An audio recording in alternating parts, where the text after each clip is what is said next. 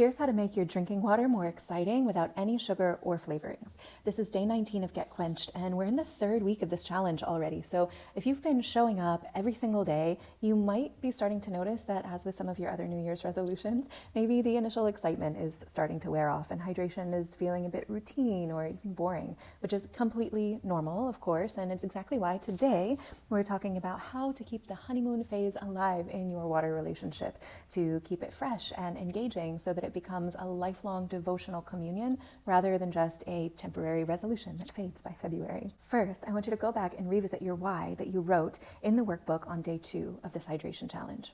And then you can start to rotate your water sources. So if you've been drinking the same filtered tap water every day, start to switch it up a little bit. Maybe go to your local spring one week or try a high quality bottled mineral water like Hallstein or Alive Waters. Then you can start to experiment with something like hydrogen water or hyperoxygenated water or deuterium depleted water for a few days. All of these, of course, can be found at waterislife.shop. But every natural water source has a very unique mineral and gaseous profile and energetic signature, and your body and your mind will respond very differently to each one. So exploring variety isn't just interesting, it's actually really beneficial and therapeutic because different properties of different waters offer different beneficial effects. Next, you can start to experiment with rotating your minerals as well. Maybe if you're using salt, the water cure protocol that we went over, or if you're doing Soleil solution, you can rotate between Celtic salt, Himalayan pink salt, black lava salt from Hawaii, Redmond real salt is a good one from Utah. My favorite is Baja Gold salt. Each of these has a very distinct flavor and mineral composition.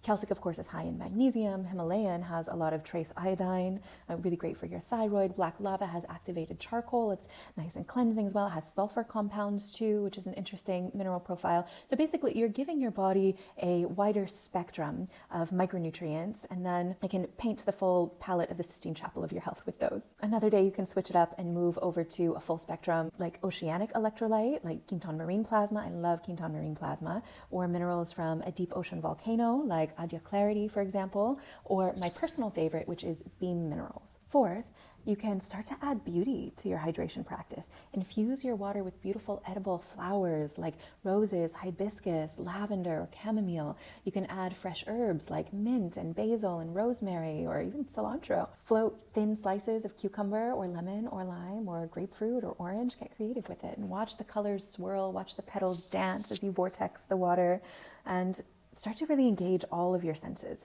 Your hydration practice can actually become a meditation. It's like an art form or a ritual. You can even add a drop or two of edible essential oils if they're really high quality, like doTERRA. Now, personally, I love adding a drop of grapefruit in the morning and a drop of ginger in the evening. That's my go-to. Fifth tip is to experiment with different energizing techniques. So one day you can leave a glass of water directly in the sunlight for an hour to absorb solar energy, which is especially great if it's in blue bottles that you can find at waterislife.shop. The next day, leave it in moonlight overnight. Play with different types of music to your water. Classical one day, Gregorian chants the next day, binaural beats, crystal bowls, nature sounds is a really beautiful one to play to your water. You can speak different intentions or prayers or mantras. You can learn different songs and start to notice the subtle differences in how the water feels and tastes and affects your energy. Now, my favorite is to download the frequencies of oxytocin into my water in the morning using my Infopathy pad. And sometimes I'll do a nootropic stack of frequencies into the water before I study. Now, variety always keeps you curious, engaged, and attuned. And your water will love it too, trust me.